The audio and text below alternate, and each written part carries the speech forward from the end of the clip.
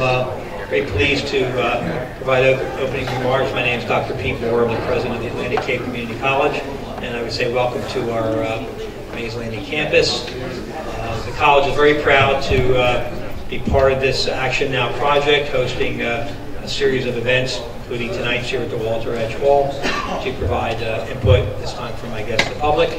And there'll be another series of activities, and I'm sure Max and Howard will tell you about the website and all that to get more information. But we're very pleased to host this. We are absolutely committed, of course, to the notion of economic development for certainly for our area.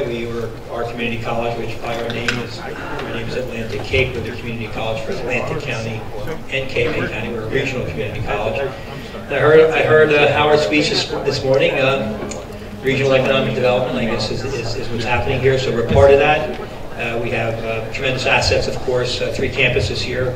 This one here, one in Atlantic City, 100,000 square feet, and an 80,000 square foot campus in Cape May Courthouse. So we have assets on the ground here. Our job will be to do whatever we can, of course, when it comes to the training and staff workforce development phase of whatever it is the plan turns out to be. So we're quite excited about being part of this. And again, I welcome you all here today. It's my proud pleasure to introduce Howard Kyle, who's representing the county executive. Make sure I say that, Howard. Danny Levinson, and Howard is the chief of staff, and he's going to give the other opening remarks. Thank you.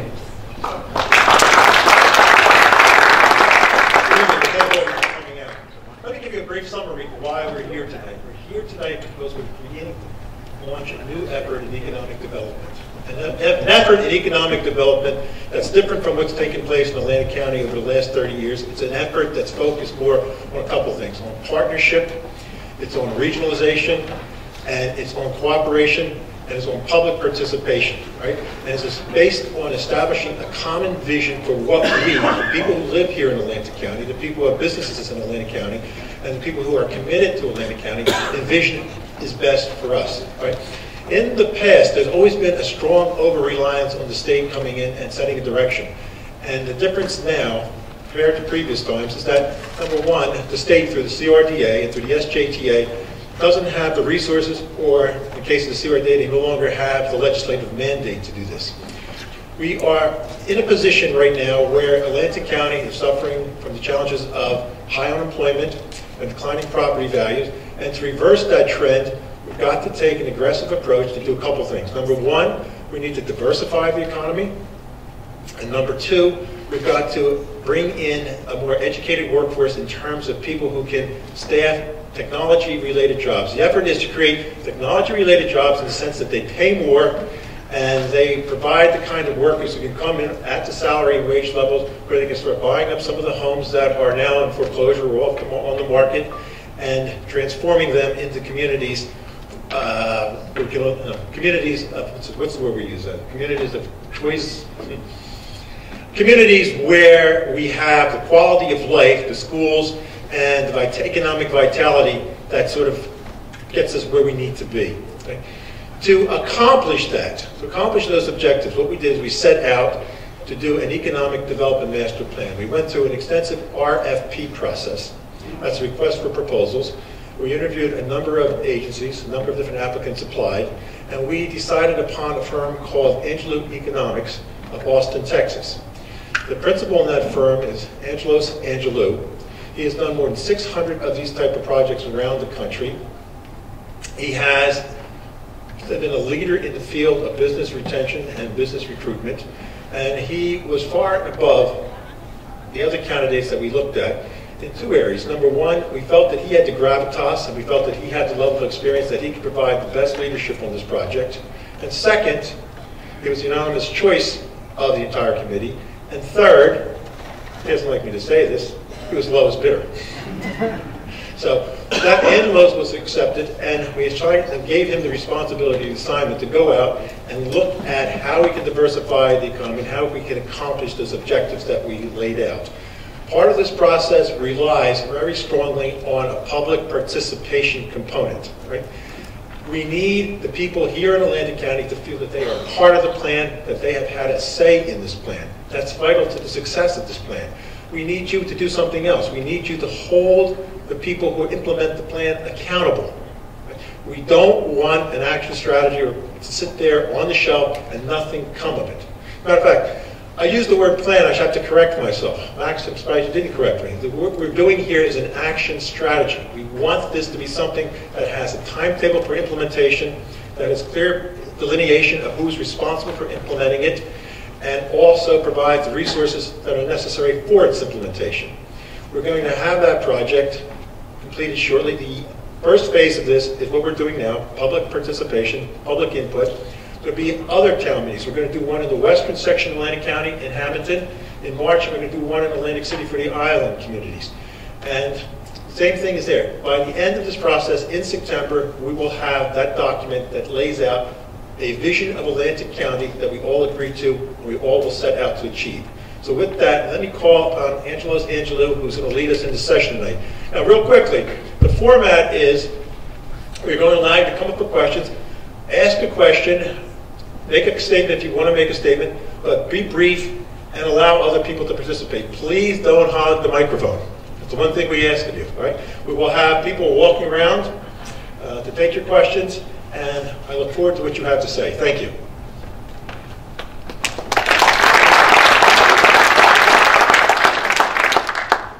Good evening, everyone. Good evening, everyone. Good evening. Thank you. Howard, thanks for that introduction.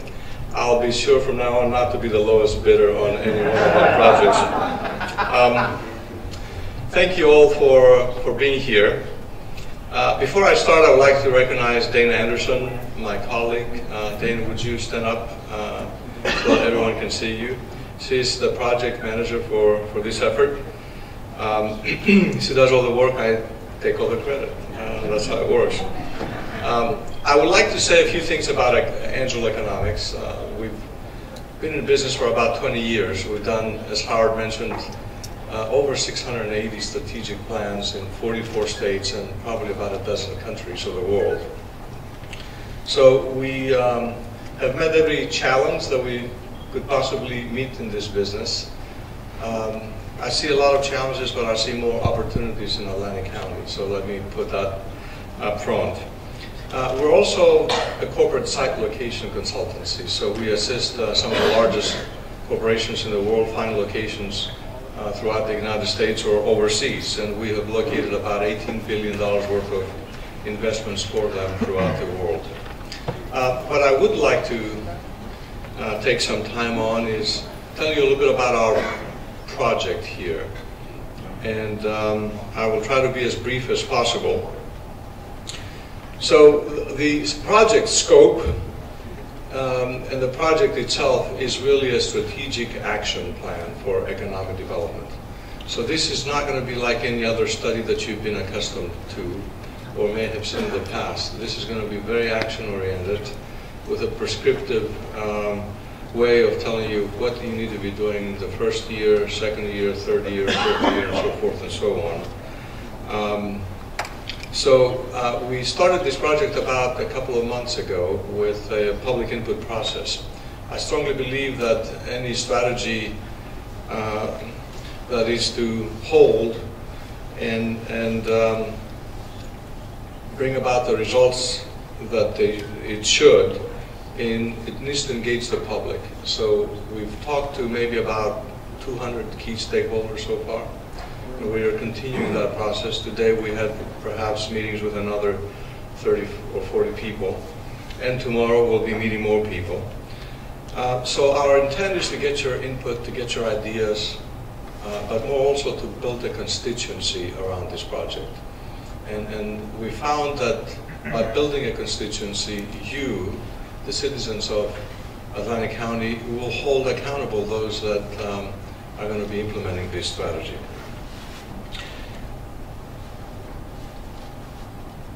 Our goal is also to build consensus, particularly in a place where there has not been much discussion about economic development.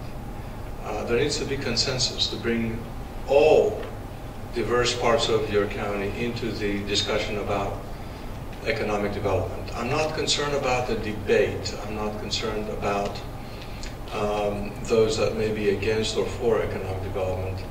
I mostly get concerned when there's no discussion about economic development in many of the communities where we do this type of work.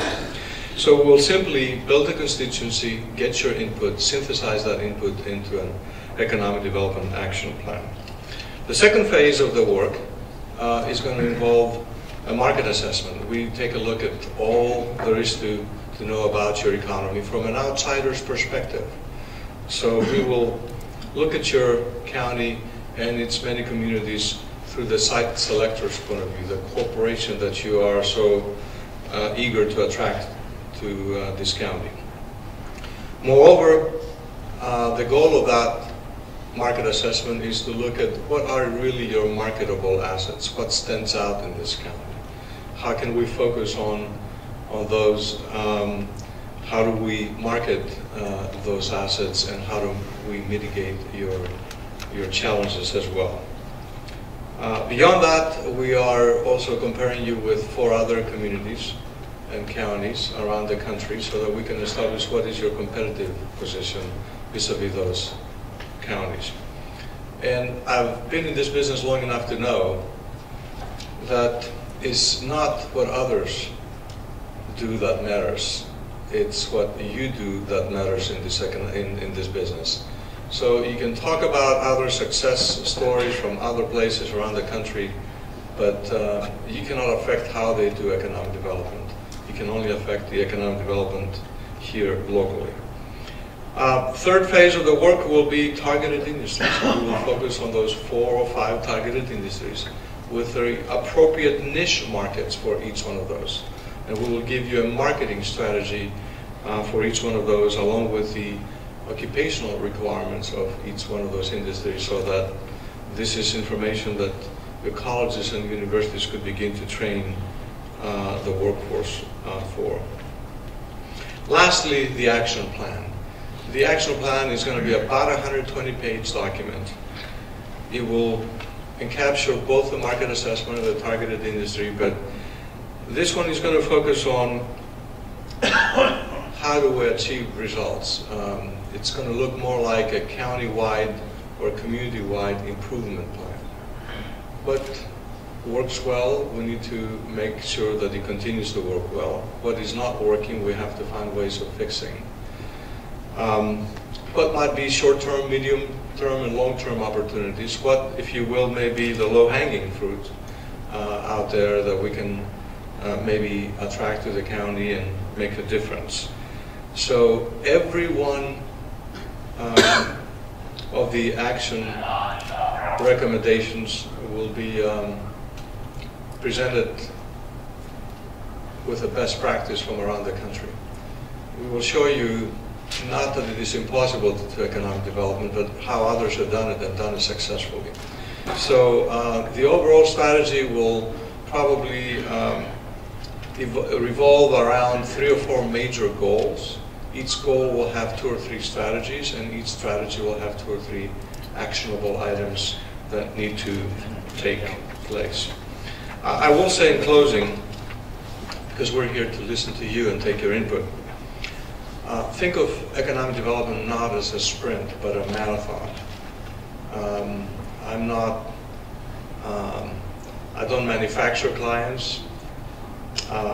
Some communities get lucky because the strategy that is developed for them leads to a major client coming into their communities. I hope this is the case here. We'll try everything that we can to make sure that that happens.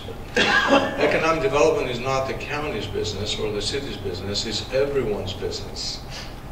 And let me tell you, I've learned this from being a practitioner in this field, not just a consultant. I ran the economic development efforts in Austin, Texas for 12 years, one of the most successful communities in the US. It was not me that led that community to success, nor just my board. It was 3,000 volunteers that I had to work with that contributed their time and effort and money to make that program very, very successful. And lastly, I do want to emphasize that because there is a tendency that I've already discovered in this community that everyone has the opportunity to speak, but quick to point out the finger to, it's the state's fault. It's the state's fault. Economic development has always been local. In fact, in Austin, Texas, I never received a single lead from the state of Texas. I did not need to. We created our own. We were never dependent on any marketing effort of the state of Texas.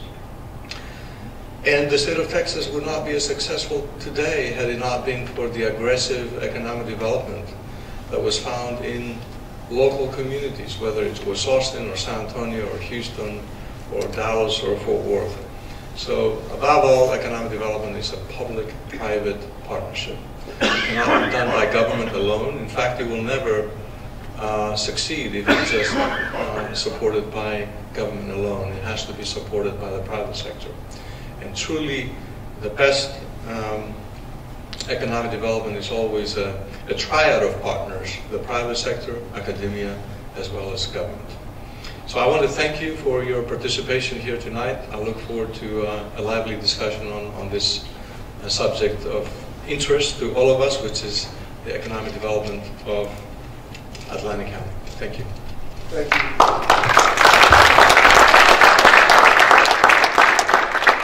Thank you, Angelos. Okay, this is a public meeting. Just want to point out, though, that it is being recorded, which is required by ethics. So this will be on tape for dissection later on and transcription. So just to point that out. The way we're going to approach this is my colleague Joe Girillo and I are going to be handing the microphones to people who raise their hand. We're going to ask you, I'm not going to time you, we're going to ask you to keep it within 3 minutes. We're looking for either questions or comments that Angelos can field, or even just a comment that he can reply to. I would ask that this is economic development. I would ask that you keep the questions pertaining to either the current economy or what you see for the future. Any recommendations you have for the future. There's just really no reason for us to go back why things happen. We've heard a lot about that. I mean, I live here. I could probably give you 5 or 6 reasons why we're where we are right now. We need to think about the future. So we need to discuss where we are today and where we're going for the future. Yes, sir. I guess you don't start history. History repeats itself when you don't learn from your past mistakes. Okay. And you're saying you don't learn about the past, you don't know what the past is. Well, I was trying to be proactive. By the way, I have 2 degrees in history. I'm glad. Thank you. Yeah, would you like to speak? Yes, sir. Please, sir. How you doing? My name is Stephen Goldstein. A little bit about myself. I've spent the last 35 years trying to make a difference in Atlantic City. I was on the Chelsea Neighborhood Association Executive Board for 14 of those years, the largest homeowners association in Atlantic City. I did over 1,000 units of condominium conversion and houses, building new homes in the Atlantic City area and Atlantic City itself. I've always believed in giving back. I wish this gentleman the best, I really do, but we have to learn from our history. A little bit of that history repeats itself. The richest city in this country in 20s, 30s, and 40s was Detroit. Detroit, the politicians decided to tax everyone out, chase everyone out of the community. The auto workers voted with their feet, and they left. In '65, Johnson created HUD. HUD came in there and spent $1 trillion, today's dollars, to build tens of thousands of homes, brick homes. Now they're tearing them down. So that's a little bit about history we have to learn from. We chased anybody out that was a visionary. Steve Wynn was a visionary. He didn't hire the right consultants, the right attorneys, and he was tired of being told what to do. So he went to Vegas and single-handedly turned Vegas around. Look what he's doing in Macau. We do attract visionaries, not chase them away. I've been fighting with CRETA. I've been fighting with the city politicians for the last 35 years. We need to provide safe, affordable housing for everyone, but we haven't provided any safe, affordable housing for anyone, let alone the casino employees making $8, $9, $10 an hour, which qualify for low income. Atlantic City needs to provide safe, affordable housing. There's 2,700 units approximately in the Housing Authority. 20 years ago, when I fought with the Housing Authority, they were getting $1,000 a month from HUD. My average rental, and I managed over 500 units at the time, was $650 for a 2-bedroom. I had to pay debt service, taxes, insurance, maintenance, and still try and make a profit. The Housing Authority has no debt service, has no property taxes to pay, but they won't give you the full figures of what their income and expense statement is. That's a whole other issue I want to get into, but one of the things I have here, I've given it to several politicians, and the Secretary of HUD will be coming to Atlantic City very shortly. And nobody has a plan or what to ask them, and no talking points. This was given out to several of the politicians. I'm not going to name any names right now. I met with them several times. The public housing is not restricted to no-income, jobless families. That's all Atlantic City's been providing for right now. Casino employees are sharing a room, 3 or 4 door room, where they share a bathroom with 20 other people in homes. That's a fact. The need for mixed income, working poor families will help provide mentoring. If they were to get rid of the problems, they would refuse to evict anybody in the Housing Authority. If you're dealing drugs, Florio passed a law that if you one strike you're out, the courts won't enforce it. But the people do have a right to peaceful, quiet enjoyment, and you can evict on that. Our public housing is associated with failure and misery. Get the patronage out of the Housing Authority staff. They've had 7 directors in the last 5 years, I believe it is. Rights and responsibilities of tenants to provide a home for family and yourself. Peaceful, quiet enjoyment, decent, safe, and sanitary housing. Exteriors must be maintained in a clean, safe environment. During Hurricane Sandy, their psychologists and psychiatrists were sent down here to talk to the kids because they were concerned about their well-being with this severe storm. That didn't even faze them. They're more concerned about the bullets flying around 3 times a week. I just have 2 more things to say, then I'll cut off, okay? Talking points that need to be answered. The current total number of units under the Housing Authority. Total income and expense and salaries. Total certificates and vouchers in Atlantic City. Just divide them and you get a monthly figure on what they're spending, and you can see where the money's going to. There's a lot of individuals that get out of prison that are living in the Housing Authority. They can't get a job, let alone anyone else. Maybe they could be community organizers that could give them $500 a month, although $1,000 or so that the HUD is paying the Housing Authority. It's going somewhere, no one knows where it's going. And one of the Housing Authority directors, I asked to get the information, told me he can't do that because he can't interfere with day-to-day operations. How that affects day-to-day operations, I'll never know. But he said the past person that asked that information, they threw him off the board. Thank you, and the new paradigm for safe, affordable housing for all, together we can save the city of Atlantic City. Provide safe, affordable housing for the casino employees, and watch a big change to turn around. Thank you.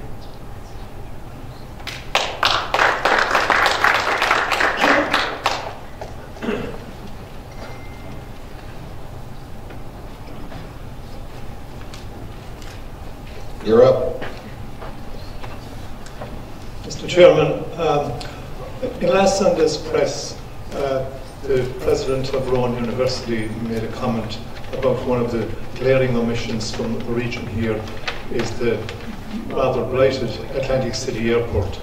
I believe that any future robust development has to hinge on a thriving airport, and I would urge that the local mayors, together with Senator Whelan and Assemblyman Brown and Mazzio, talk to the relevant people, such as the airline executives, as to what Atlantic City needs. It has the runway, it has 10,000 feet of a runway. There's no reason why it shouldn't have greater appeal. And furthermore, it also stated that a flight from Houston in Texas to Nevada to Las Vegas costs $600, and the same flight from Houston to Atlantic City costs $1,200. There's something wrong. What is it? We have a natural amenity in the ocean. Las Vegas doesn't have that. So the focus must be on what are the other attractions can be built in Atlantic City to make it compete with Las Vegas. Thank you.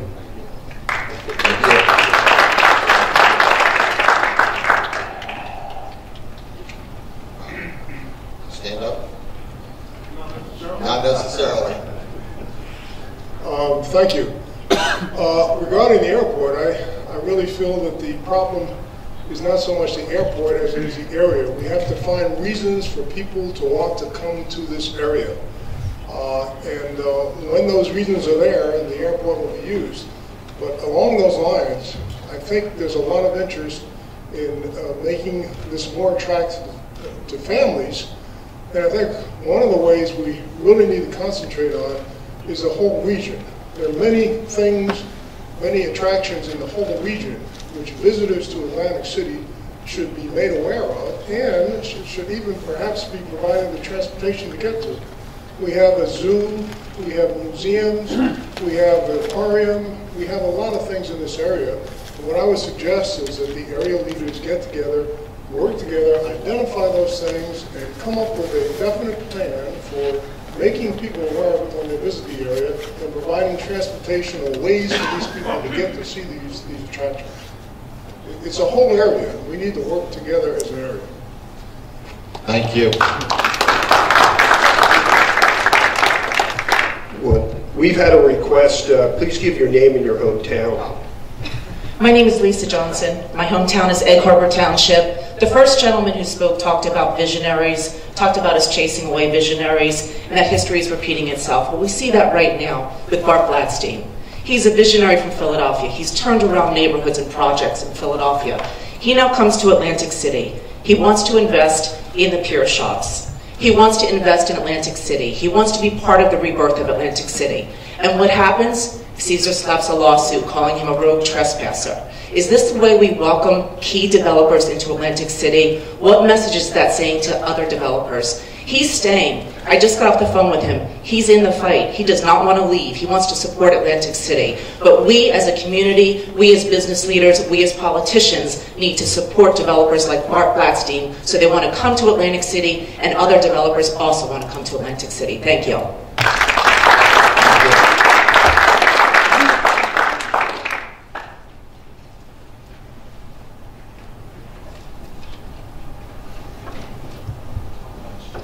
My name is Cynthia Cortopassi. I'm from Egg Harbor Township. I represent 7 major investors who have wanted and showed interest in buying Bader Field to build an international design and trade center, 10 million square feet, bringing 50,000 jobs to Atlantic County. We also want to bring international flights to the airport. We are looking at, we brought real estate people in from New York and other areas to buy up bank foreclosures, and I need the support of the city to let these gentlemen buy Bader Field, because right now they're being solicited by other states because we have not been on our game to welcome them, welcome jobs, jobs, jobs. What is wrong with us that we cannot bring in someone that is huge in finances to make Atlantic City turn around? So all of you here today, if you don't help me get this to happen, then shame on us. Thank you.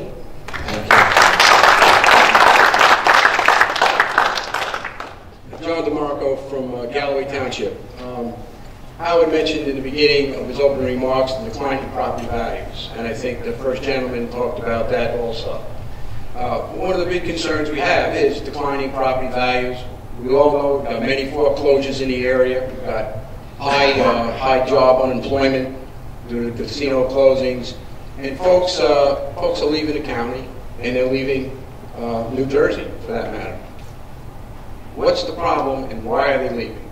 Well, I think in order to attract new people, in order to attract businesses, one of the biggest concerns as a resident we have is property taxes. Property taxes from the tax rates to the schools, to the county, and to the municipalities. Taxes that would make it easier for businesses to come into this county. So I think that's one area that you really have to look at, is the property taxes, because you want new people to come in here, once we do create that development, to work in this community and buy in the homes. And they're not going to come here if the taxes are high. And our taxes are going way across the board here. So I ask you just to look at that.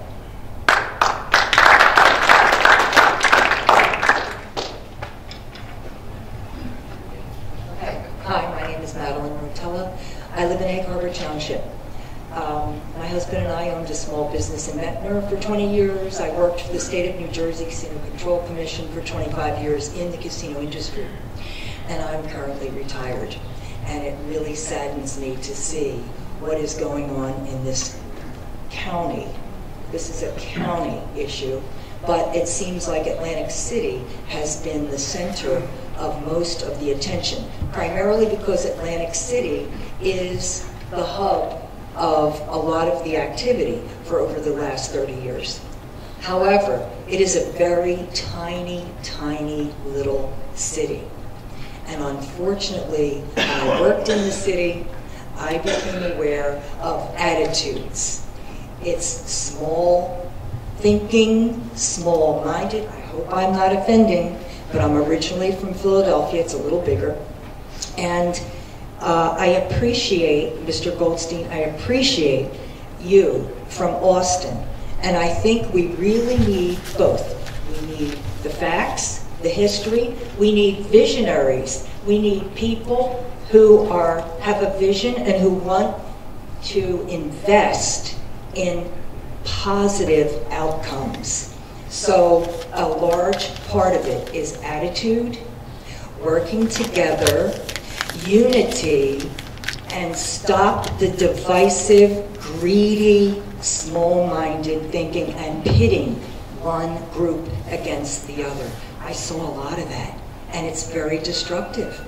So between bureaucracy, politicians, private sector, and just the citizenry, we have a tremendous community. I would recommend more emphasis on community development that includes economy. You have to have a robust economy, but you have to change the perception of why, as previously mentioned, people want to come here. It has to be positive. It has to be bigger than it's ever been before. It can't be one corporation and they want to, grab all the profits. It has to be a cooperative effort, and one of the main things, to be more specific, is why not capitalize on our natural environment? We have a beach, we have the ocean, we have the bay, Baltimore Harbor, they capitalized on the waterfront properties. It sickened me to work in the casinos and see all the beachfront windows blocked off so that nobody could actually even see the beach. That's one thing. And transportation. Waterfront docks, boats, water taxis, more culture, more education, like you mentioned. Better education, more educated people coming in with bigger ideas, and investors. I hope the investors are encouraged to come here. I'm very, very optimistic. Thank you. Thank you.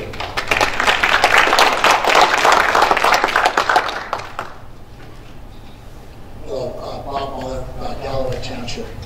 First, this is a tremendous opportunity, and it's nice to see an action-oriented plan, not a lot of talk as a potential outcome. Former business person, certainly very well oriented to business and to outcomes, and tactical outcomes as well as long-term strategies. With that said, one of the items that a group of us have been working on, the reflection of things learned off of property tax and tax rates, we have to deal with several different entities. We have to deal with our local entities, whether it be Galloway Township, Egg Harbor, Atlantic City, etc. We have to deal with the county. We have to deal with, in our case, 2 school districts, Galloway Township School District, and we have to deal with Greater Egg Harbor. We have to deal with the state. And yes, we need to be local in our approach of items. But one of the things that's come out of this that we've learned in our ongoing process is those entities don't talk to each other. Those entities are not involved in proactively bringing forward together the scheme. So hopefully, as you're looking to bring forward technological positions, whether it be engineering or programming, that is the way to go. I'm a firm believer of that. That's the type of positions we need to bring. You've got to make this environment, as has been said, attractive. And we have to have all of those entities working together to be part and parcel of this strategy so that they're doing things in a combined, concerted effort to help ensure the success of the overall outcome. Thank you.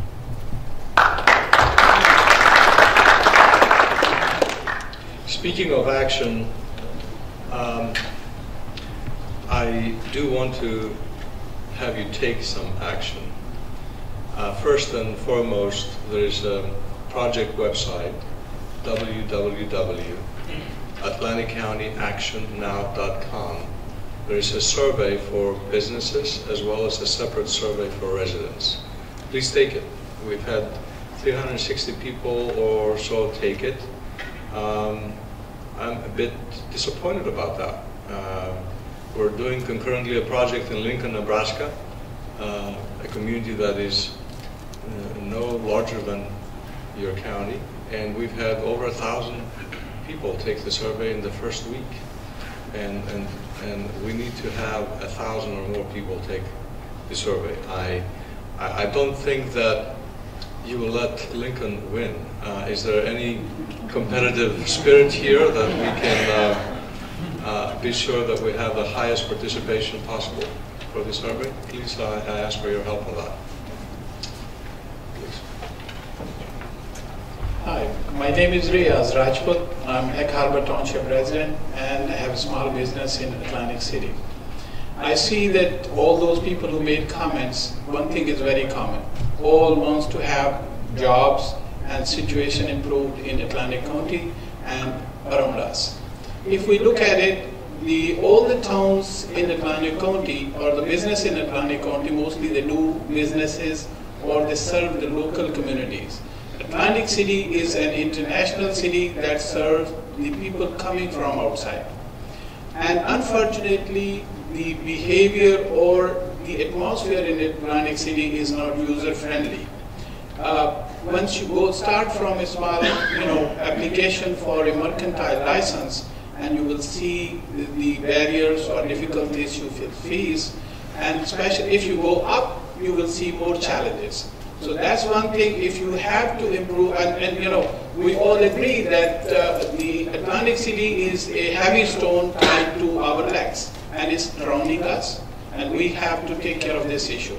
Number one. Number two, the other things, the monopoly in any small one business, like even if it's a big corporation, taking monopoly of all the casinos won't serve, because this is not feasible. It may serve their purpose, but it does not serve the city as it happens in the past for Atlantic City. So we have to make this user-friendly and try to create atmosphere so that the people are encouraged to do business in Atlantic City. Thank you very much.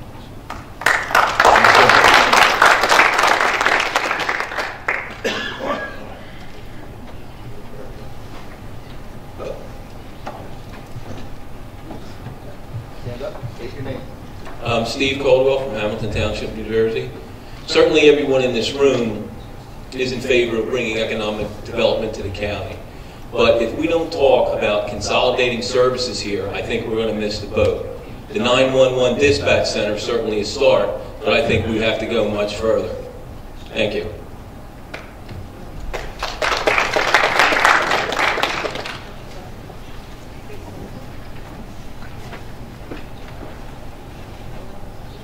Thank you. My name is Steve Molliver. I'm from Galloway Township. One of the recurring themes here is jobs, and of course that's a critical component. I agree we absolutely need job growth here in Atlantic County, and this may strike some as kind of counterintuitive, but while we are pursuing job growth and opportunities, I look around my neighborhood. I take my kids out for trick-or-treating. I walk my neighborhoods with my kids and ride my bike with my children. I canvass when it's political season. And I see all the people in a lot in executive neighborhoods, and I see the condition of the houses, and sometimes they're vacant, foreclosures, a lot of situations, and I wonder where these folks are, if they're in the houses, and what opportunities in the short term. And there's no jobs, we know that. I wonder what's out there, and we know nothing right here immediately. And again, this may be counterintuitive thinking, but I got on the train one day and headed west. First I got off in Hamilton, Cherry Hill, Lindenwold, and I just started to look around at some of the job centers in the areas, and I went to Trenton, and I got off at the transfer station in Pennsauken, went all the way to Philly. Maybe, yes, it's, you know, we want everybody to stay here, but we want them to stay in their homes here, for sure. And maybe, yes, we need to make them think a little bit differently for now. We don't want them to leave permanently. But maybe there's a way we can connect our residents, keep them here as our residents, but go west, young man. Or maybe go a little bit north. We have the Parkway, and very close by in Manahawkin, very close by in Trenton and Camden County, around Rutgers and the hospital and all of that. It's exploding, some of these areas. Philadelphia, downtown Philadelphia, it's 60 minutes on the train. 45 minutes to Trenton now at the transfer station in Pennsauken. So there are a lot of jobs, not a lot, but there are more jobs in other places. So maybe in the short term, while we wait, and I know that it's coming back, I'm hopeful. My kids are here, they're 6 and they're 11. I'm rooted here with my, you know, everything, with every bit of my heart and soul. I'm going to fight to find ways to build our economy, to find jobs. But in the meantime, I've got friends and family that are losing their homes. And I look around as I ride my bike and take my kids out for trick-or-treating, and I see the condition of the homes. I see people losing their homes, and I'm thinking maybe we have to find a way to gear the training towards the jobs that are just slightly over in the next county, north or west, but just don't lose them here as residents. At least they're paying taxes on homes here or renting property. So maybe it's a little different way of thinking, but in the short term, while we build here our own economy. Thank you.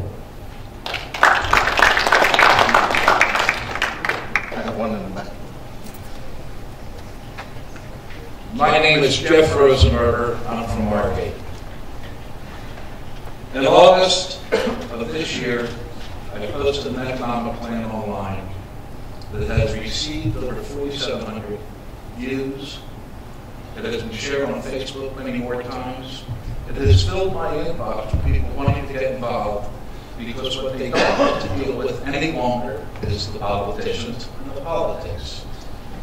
Steve Muller, a hard-working guy, he helped me birth the Margate Fall Fun Fest. I'm a realtor by trade. I sold 3,000 homes. I've been told in this county I had absolutely no knowledge. Yet 2 weeks ago, representing NAGPRA, which is the National Association of Gay and Lesbian Real Estate Professionals, we were invited to the White House for our opinion. Cynthia, you and I can get stories about the CRDA, which does not keep records. Shame that they don't keep records. Mr. Goldstein, you have your records, don't you? You can't go to jail if you don't have the records. I can give you over and over again things they've killed. Period. Our problem. The Atlantic County Improvement Authority has been around since 1961. It is now 2015. The writing's been on the wall for years. We're just funding a project or a study. The locals have been studied to death. They know what to do. It's in the newspaper every day in the editorial comments. And the fact that our freeholders are now talking about being involved, like the three of them who haven't returned calls, after giving me their cards in public forum and saying, please call. Our problem is insiders versus outsiders. Our solutions are easy. In conjunction with the Spanish community, I am launching some of my program. In conjunction with the African American community in Atlantic City, I'm launching others. Many of us have decided to push the leadership away because we're not quite sure what value they add. And if our 8-year slip is any record, we see what they add. Thank you.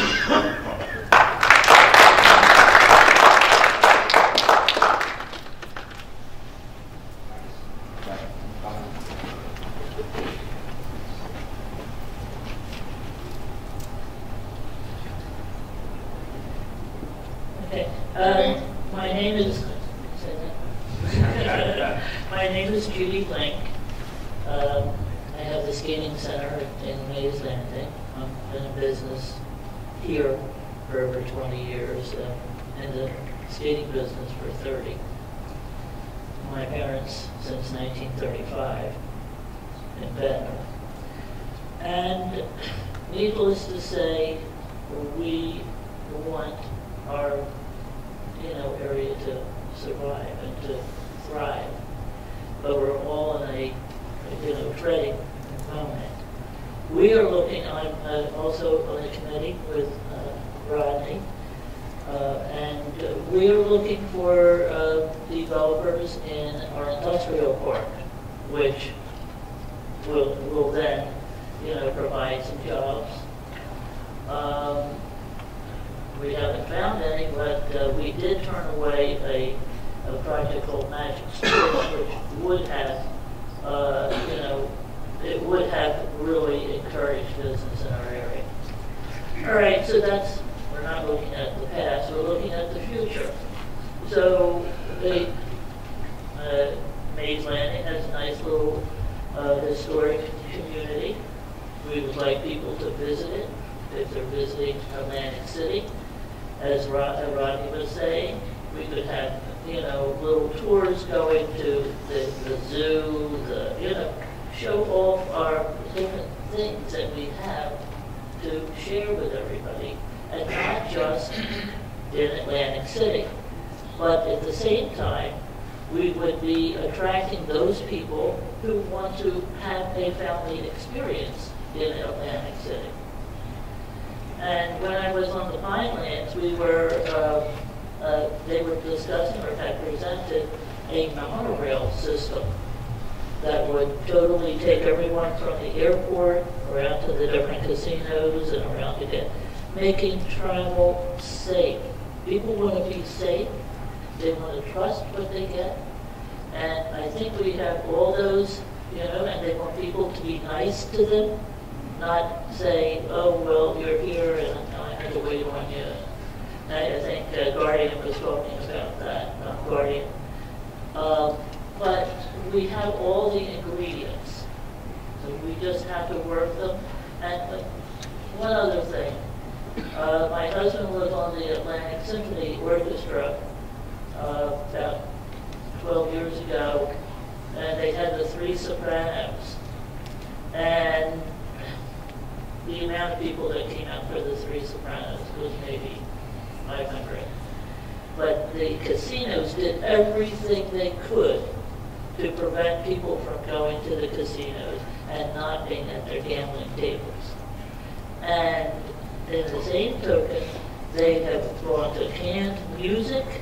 The people came down here by the droves to play in the orchestras that were in Atlantic City, and before you knew it, and that was one of the conditions that they had, the casinos were to have real live music playing.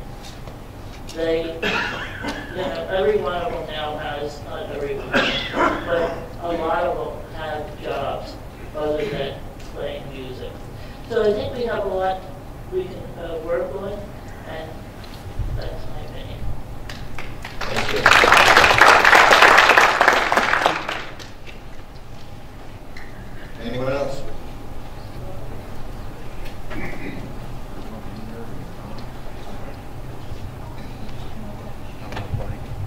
Good evening, everyone. My name is John Ferry.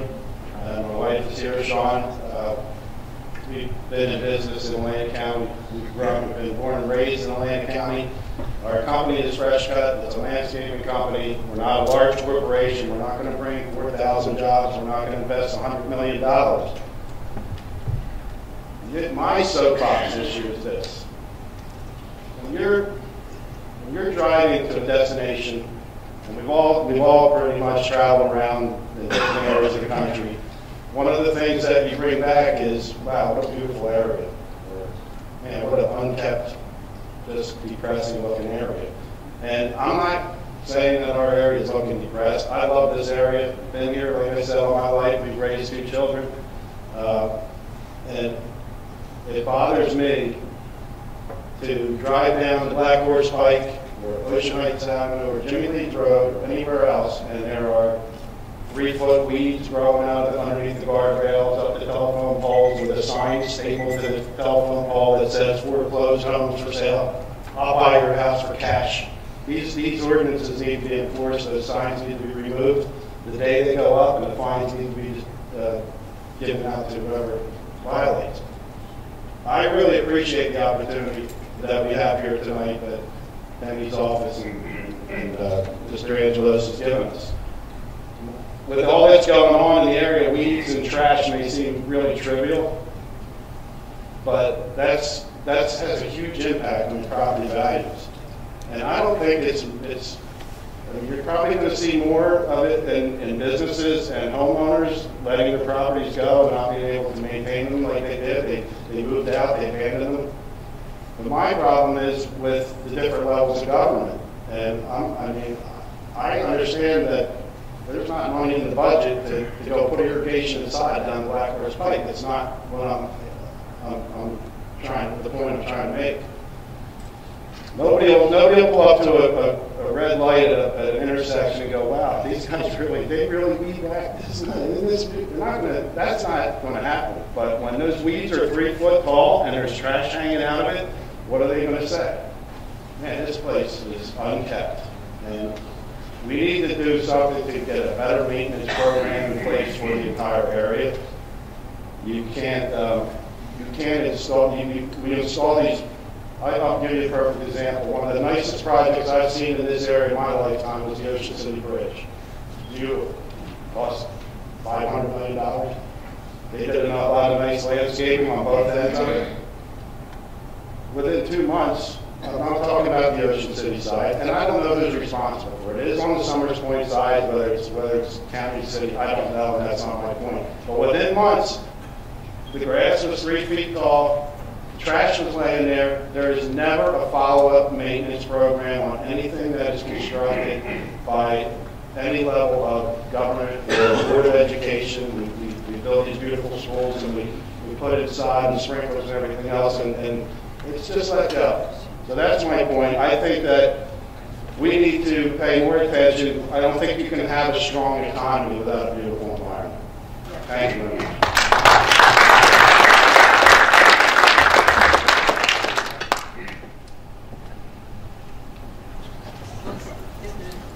Rod Bouchard again. I would certainly like to add to the comments and strengthen the comments that were just made about a beautiful environment.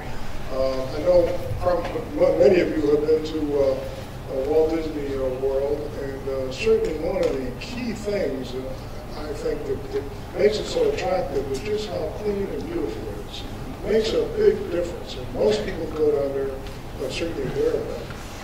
Atlantic City is the center, it's the main reason why people come here. It is international, people come here.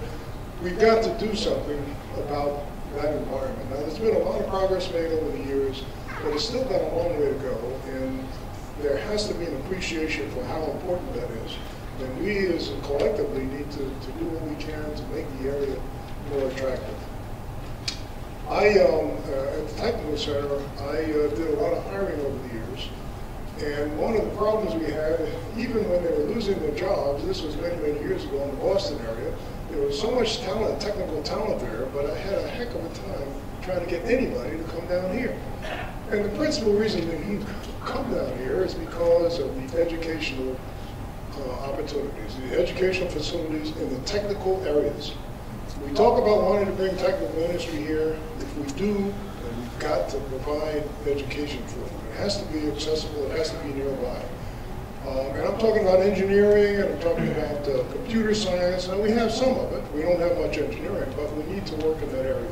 And we also need to keep in mind education in general. I won't bore you with details, but we have a history in some areas of voting down educational bond issues. You know, even when they're important. I understand the taxes. We have to keep taxes down, but we also, there are some things that are important, and when people want to move to this area, that's another thing they look at, the quality of education.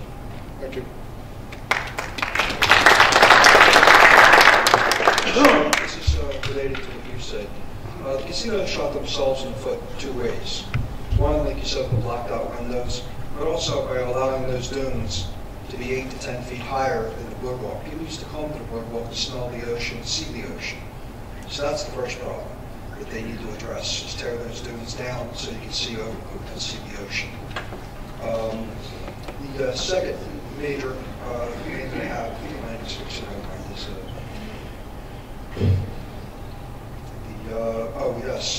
the casinos that were bought out for pennies on the dollar. They fired everybody and rehired them. People were making somewhat of a living wage, $15 to $20 an hour, rehired at $9 an hour. How do you expect them to raise a family on that? It's not a living wage. How do you expect them on the road to double overtime to make what they were making, to make their ends meet, to be happy, go lucky? They're all tired all the time, they're worn out. We did it to ourselves by allowing these casinos to be bought for pennies on the dollar, and they came down with their tax assessments, and they should have licenses should have been revoked. Either you pay a man a living wage job or get out. And what the casinos are doing now to the labor industry is a disgrace. Thank you. Got one here next. Good evening, Mr. Chairman. My name is Marie Frost, and I'm from Hamilton Township. The lady in the front mentioned Mays Landing. My husband and I have been residents of Atlantic County for 28 years. We believe that Mays Landing could be another Newport. It could be a tourist attraction. It could have shops. It could attract people to the area, which ultimately they would go to Atlantic City. However, what we have found is that the local administration is an old school, old boy group. They are not open for any suggestions from the citizen. My husband and I are considering moving out of the area, not because of that, but because we're overtaxed. We're well over 65 years old. We both had to get part-time jobs just to make ends meet. One of the things we need to look at in this area is what we can do for senior citizens. Now, while we don't expect no taxes, we would like tax relief. In many cities and in many states, seniors don't pay school tax. We're not asking to be relieved of that entire obligation, but there should be some relief for senior citizens. We would like to stay in this area. When we bought here 20 years ago, actually 28 years ago, we've moved once, we decided that this is the area that we wanted to retire in and live the rest of our life. It's looking more and more bleak. I would be willing to be a volunteer on your committees if you would allow me and let me know how to do it. I believe that we can rebuild Atlantic County. It's going to take a lot of hard work. It's going to take a lot of energy from the people who live here and believe in it. Thank you.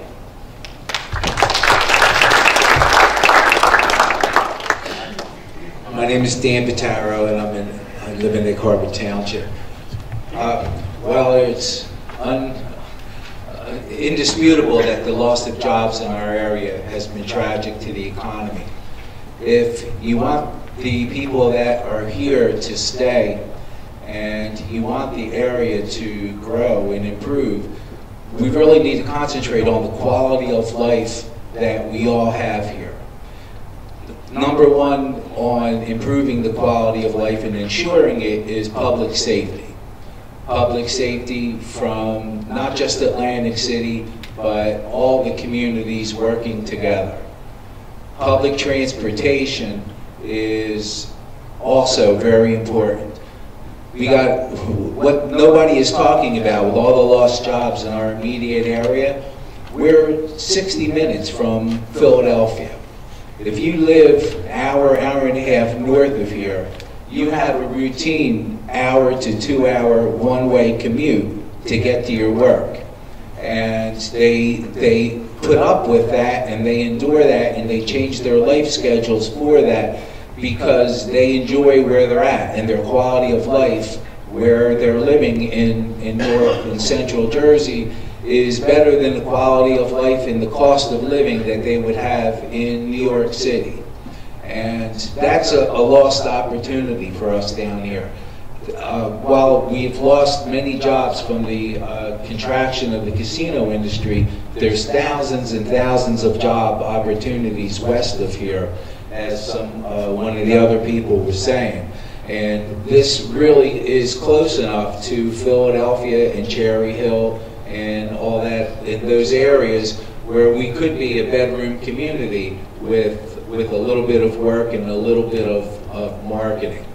And I agree with Mr. Ferry on cleanliness. That's inexcusable to not maintain your public roads and your open fields. And lastly, the major thing to improve the quality of living in our area is we need, both from the political level and the business community, we need to support the arts and the cultural diversity in our area. We had heard a little bit earlier at the beginning of the casino industry, everyone had live music and you could go and any number of venues.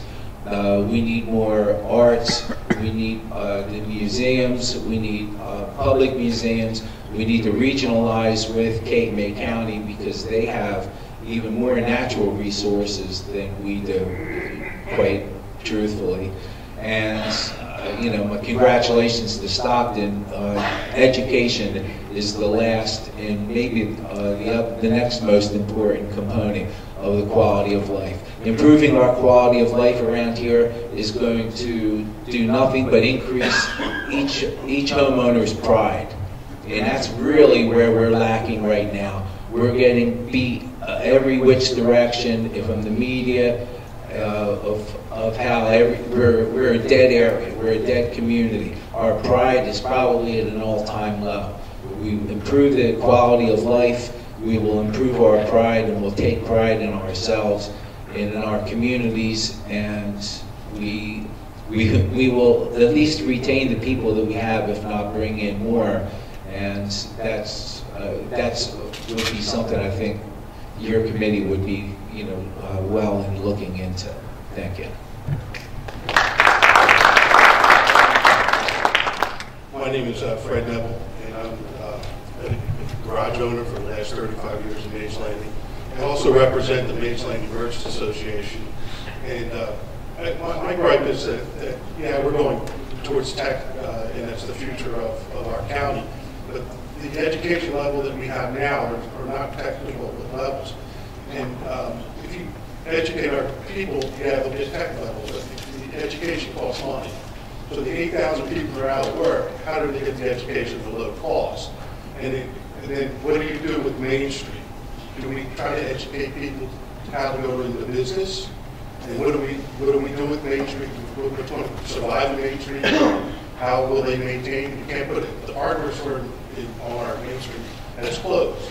You can't put another hardware store there. You won't compete with the Home Depot with the Lowe's. So what do we put there? You put somebody in there and they put in like T-shirts and things of that nature. That doesn't even have enough square foot to make any money out of it. So what do we put there? Should we educate the people to do self-employment? That's what we probably need. My son just graduated college, cost him $200,000. He got a job in 2 months in the tech industry. But not everybody can spend $200,000 on education. So I think we need to really figure out what kind of businesses could come into our Mays Landing area or any other county. Stop depending on the casinos, because casinos are nothing. Do it like a Cherry Hill. Cherry Hill, like the racetrack closed in Cherry Hill. It survived. It's flourishing. People are around. They have plenty of jobs in Cherry Hill. There's no casinos in Cherry Hill, but they have plenty of entertainment in Cherry Hill. I think Don Guardian will take care of Atlantic City, and that will survive in due time. But we also need to be in each county a way of direction and get industry in. So some of our things that happen in our township when we go to open up businesses, not very easy. I've been through our board 3 times. You go into there, they say there's 7 people on the board to give you a variance. I only get 5. I've done it 3 times.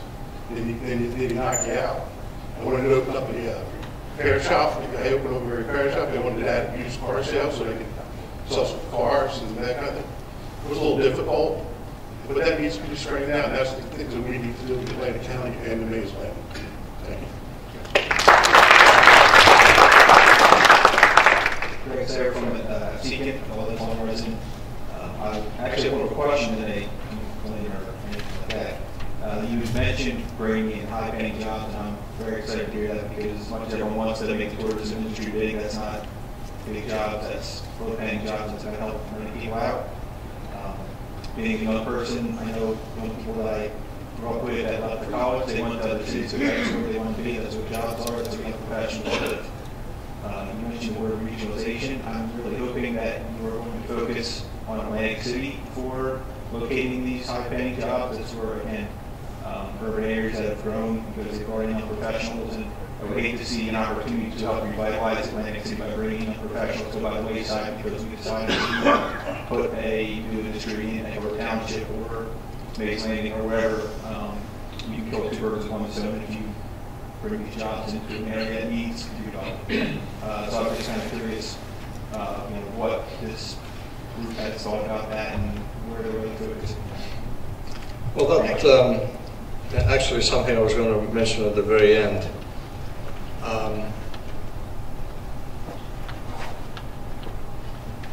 I'm 57 years old, and my 2 sons call me old-fashioned. In fact, they call me old. Please not allow me to have an economic development strategy for old people alone in this county, but I don't see a whole lot of young people participating. So what's wrong with that? Why are they not here? Why are they not being engaged in economic development? This is their county, this is their cities, this is their future. Now, if some of you are young, I want to, in advance, apologize. And those that are old, I also want to say you can feel as young as you wish. In fact, I always say that the youngest person I've ever met, and I really mean this, I'm not making it up, was the CEO of Haynes Company, Phil Haynes. At 83 years old, this gentleman was generating more ideas that even young people could not have possibly been generating. So, but we need to engage the young people. This is their community. This is really economic development. This is economic development about them. We talk about them, but they're not there. I mean, you ask where the young people are. They're not here. They've left. It's really the answer. There are not jobs here for young people to come back to. The jobs that I know people have in the area, the teachers, firemen, police, that you're not attracting professional jobs. Not that those jobs are bad, but you're not attracting professional jobs that people want to move here. And I also want to clarify one thing. I mean, there will be some high-tech job development here. I don't think that Atlantic City is going to become the next Silicon Valley. What we are striving for is sustainable development with better wages, perhaps, with higher incomes, but not just technology jobs alone. We don't want to take you from one industry focused economy and give you yet another industry focus, because there have been a lot of ups and downs in the technology sector as well, so let's not forget it. We want to diversify the economy as much as possible. Steve Oliver, again, Galloway Township. Two things real quick.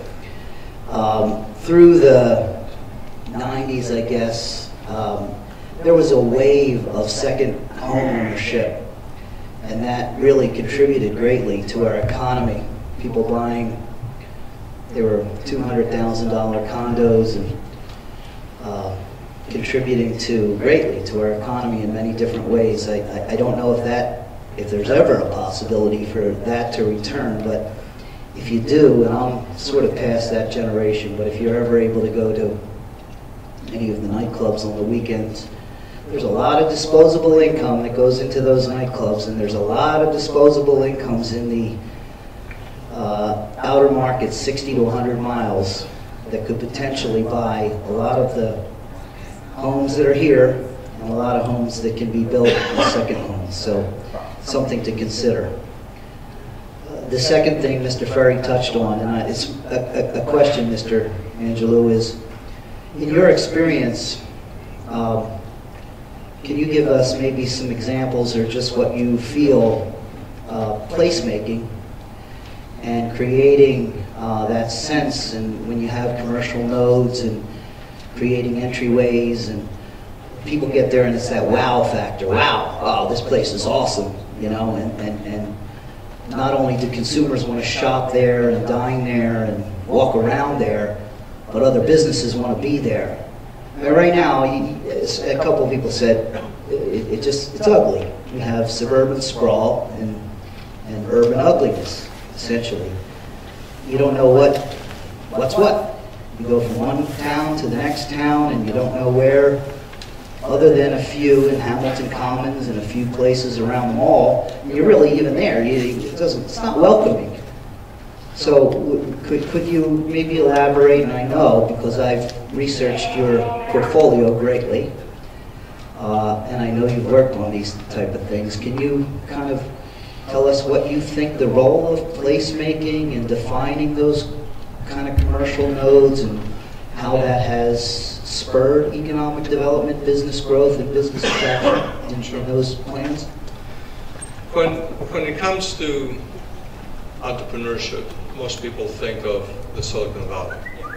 A small community, relatively small community, that has done very well, and in fact has championed entrepreneurship for maybe the last 20, 30 years, far more than the Austins, the Seattles of the world, the Atlantas of the world, and so forth and so on, is Boulder, Colorado. It's all about entrepreneurs there. They have obviously some assets, a major university in town, but I also know a lot of communities with major universities that have not become Boulder, Colorados. So it's essential that you have a public-private partnership with government and business leaders to make things happen. A great example would be El Dorado, Arkansas. El Dorado, Arkansas, a town of probably no more than 12,000 people. Go to their downtown, visit what they've done. It's absolutely gorgeous. They're not having their young people leave town. They're staying there. They become entrepreneurs. They started small businesses. Let's not go too far. Lincoln, Nebraska, 10 years ago when they hired us, actually 12 years ago, I could not figure out where the students were because there was no place for them to aggregate anywhere. It was a ghost town. The downtown was nothing. Based on that strategy, they developed the Haymarket, which is a $6 billion development today. It is as lively, it is as entrepreneurial. It has as much nightlife as many parts of Austin and Nashville and Seattle and Oregon. Why? Because the leaders, local business leaders and government leaders took action. We've worked in tough places. I wish if one of these days we are actually hired by an easy client. You know, last year we finished a strategy for Baltimore. Look at a city that has been on decline for the last 20 years. And we gave them a strategy. I think they're beginning to implement it. Look at Detroit, which some of you have mentioned. that's a place where we've actually done 2 projects, one an entrepreneurial strategy and one a creative industries strategy for Detroit. Look at New Orleans.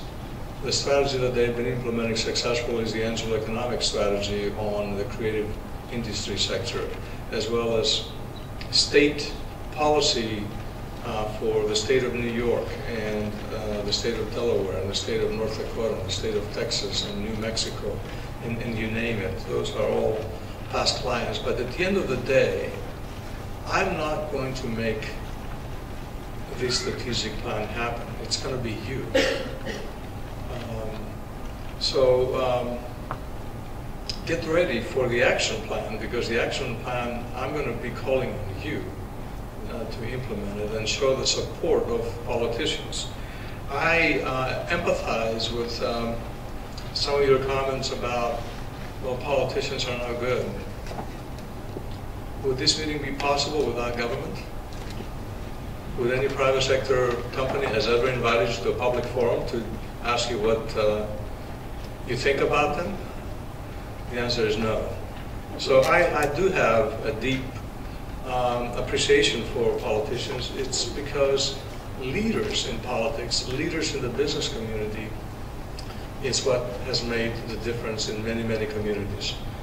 You show me a thriving community, and I will show you a thriving business sector and political visionaries. You show me a depressed economy, and I will first point out the very weak business leadership, and also maybe to a few politicians. But I think our history has maybe taught us a lot of lessons, and we're all a product of history. It's in our DNA. We do need to look into the future, and I often say to my clients, the best economic development is yet to come, because I would be remiss to say that all that there is out there in technology and economic development, we've seen nothing yet. So every community has the opportunity to succeed, but it's up to you to make it happen.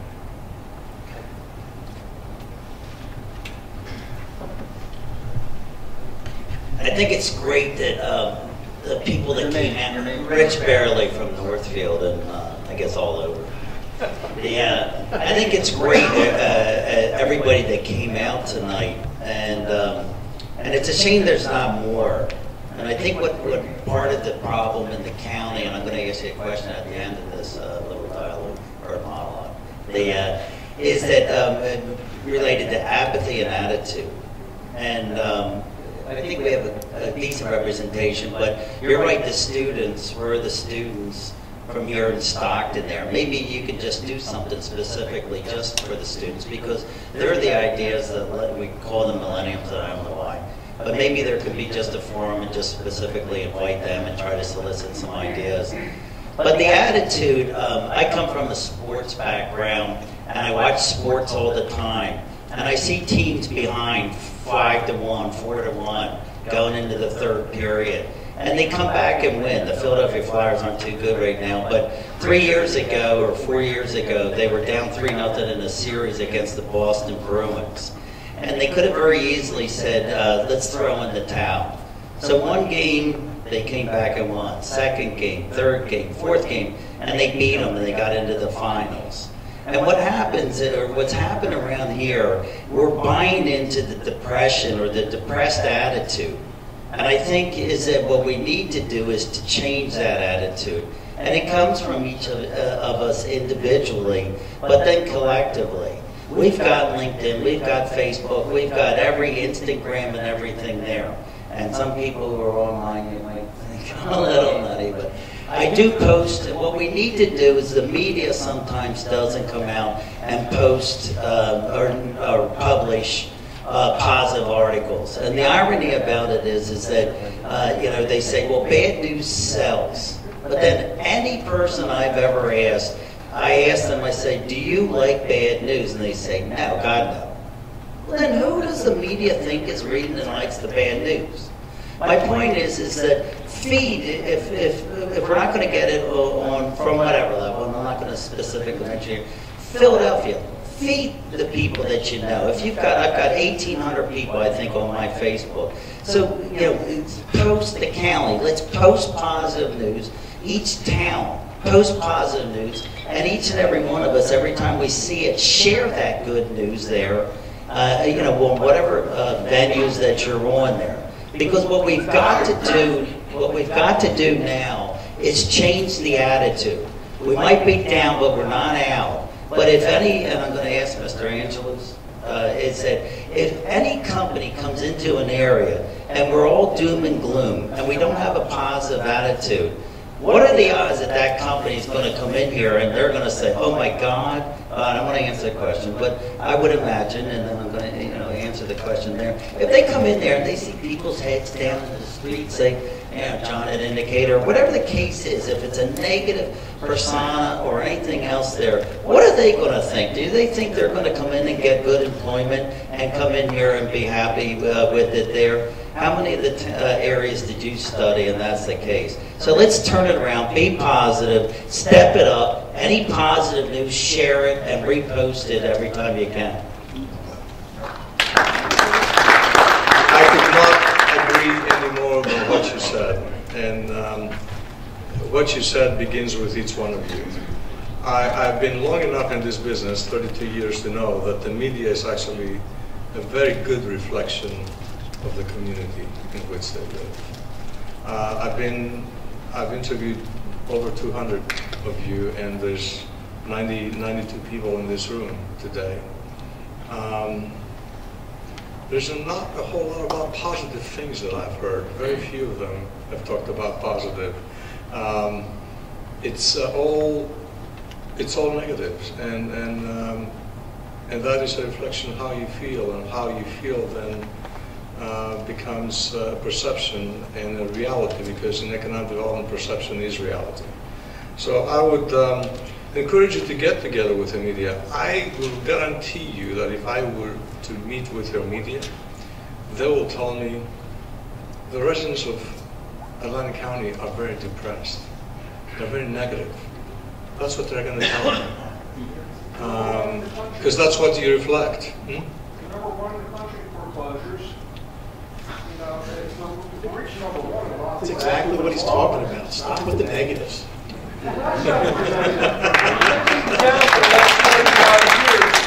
Politicians say it's a new beginning, a new era. Stop blaming people. Just I'm not blaming anybody. I'm just saying that's what happens. It's happening right now. And we're going to have another study, another study, another study, another study. Let's get to the root of the cause of the problem. We've got to provide safe, affordable housing for people who are working in the casinos. Or something from Texans. We always brag about ourselves. There is a very fine line between what is truth and what is a lie in the state of Texas. But it's all for the good of Texans, believe me. So there's a mindset of attitudes, I think, that needs to be changing. And that is really what the media reflects here. The media reflects your community. And whether we want to face that reality or not, I've been to Baltimore, Cincinnati, and Cleveland. I've seen depressed economies. I've been to New Orleans. I've been to Detroit. There's a lot of good things that you've got going on.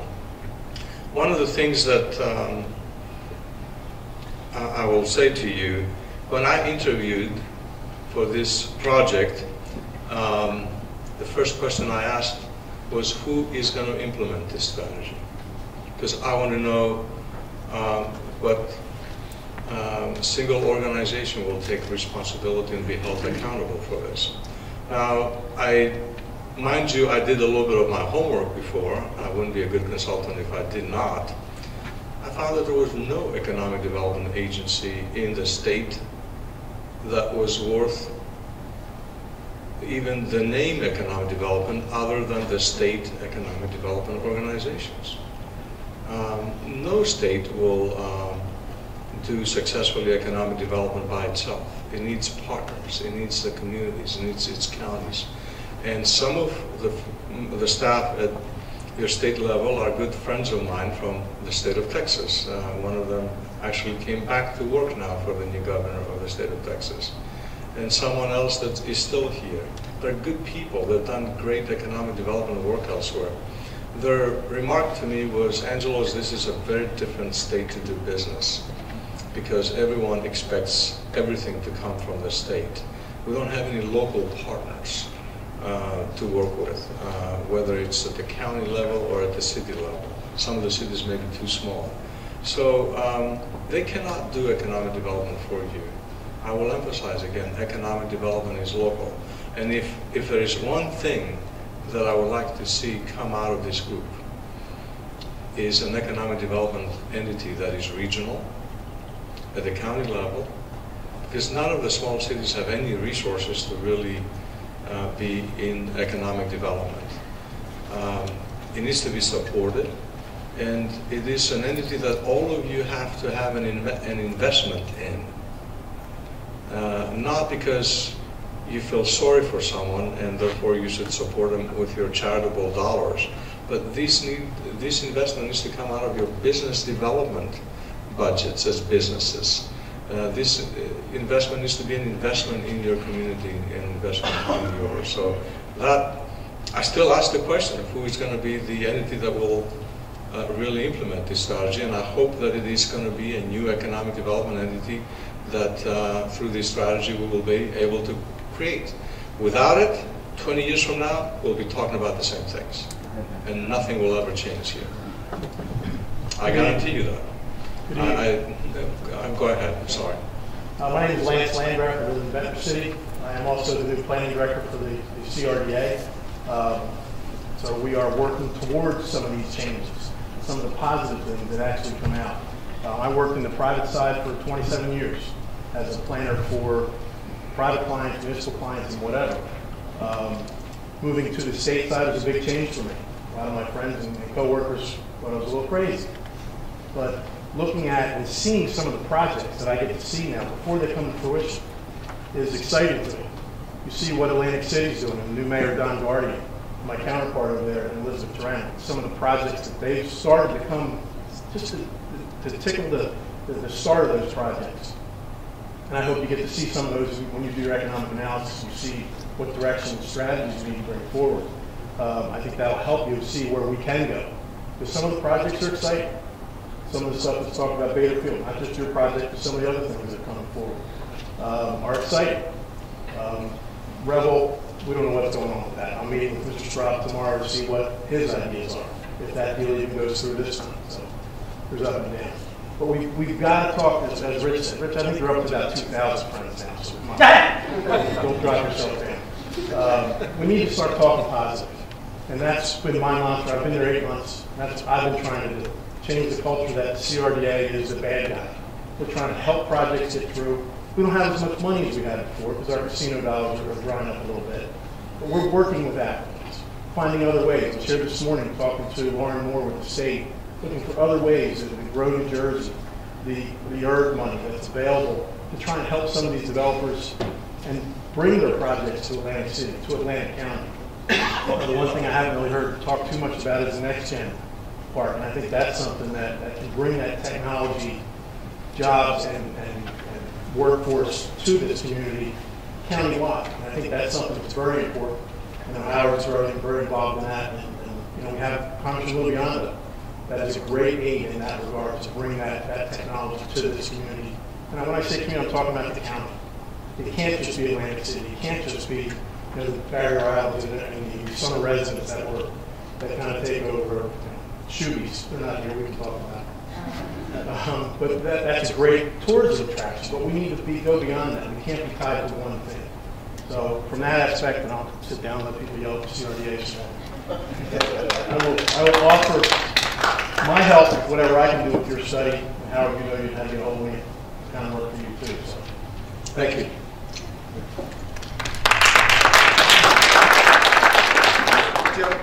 Joe.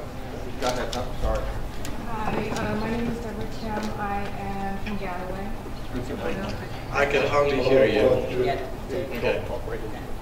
My name is Deborah Kim from Galloway, and when I look in the paper, when I look at the news, I actually am very optimistic. I see a lot of things, a lot of objections, a lot of things like this that are very hopeful and that will change the city. But then I came here tonight, and actually that has kind of changed for me, because I think the message that I'm getting now is the lack of involvement, the lack of community involvement, the lack of pride, nobody wanting to take ownership, and I think and a lot of young people moving away after graduating and just not wanting to stay here.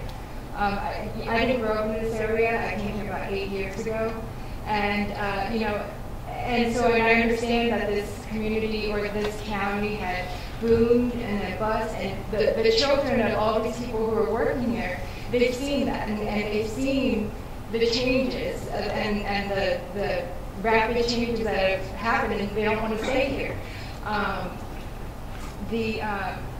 I think the job creation and bringing technology here is great, but what about the people who are already here, who don't have jobs? And so I think, and not talking about like every industry, but maybe co-ops. Co-ops have been really successful in other cities because that gives them a chance to put some of their own skin in it, and then they can build confidence, they can build pride and quality of life that they're looking for. And so bringing jobs here is great, but we have to take care of the people who are here and who are booming and have nothing to believe in.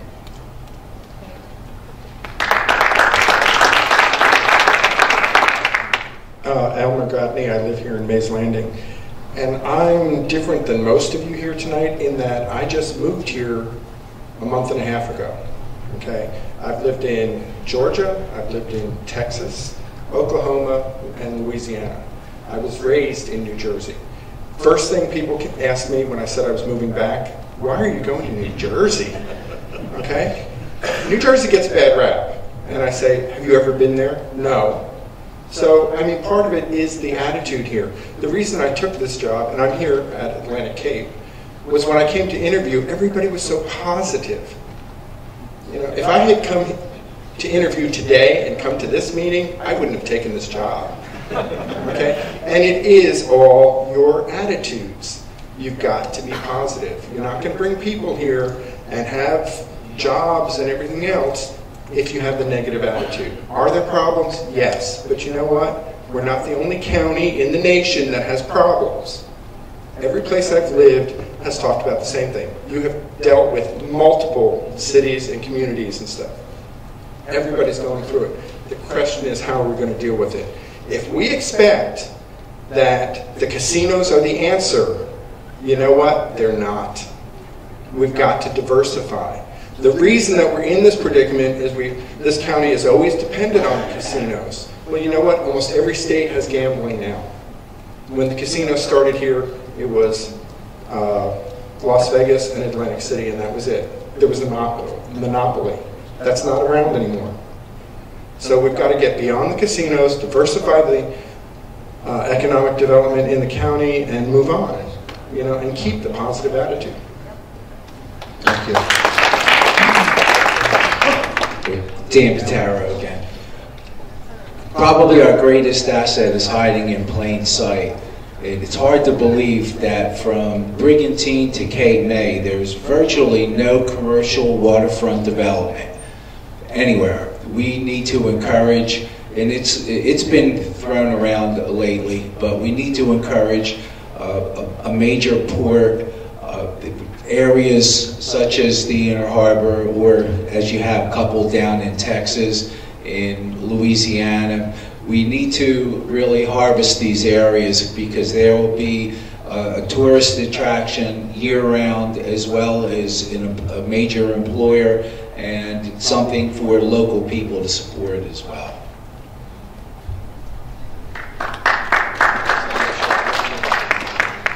Hi, I'm Joanne McClay. Hi, Howard. Nice to meet you.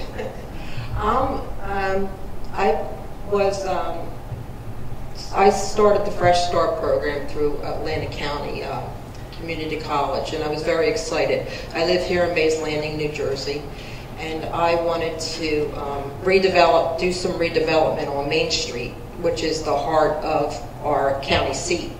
It's really drab, and I've been thinking for years of doing things. I intended to open up 3 stores on Main Street to help it move along. And I was really excited, and I went to my committee and I told them basically about, you know, me wanting to do some redevelopment because they started a steering committee for the Main Street, which I was really excited about because that's what I wanted to do to begin with. And I was basically told that I was wearing out my welcome. So that's really disturbing to me when I've been part of this community for almost 25 years, and I'm trying to do good for the community and put people back to work and redevelop the county seat. So I'm just, how do I get to work with the government to let me be a part of what they're trying to do? Because I'm not trying to hurt anything, I'm trying to help my community. Thank you.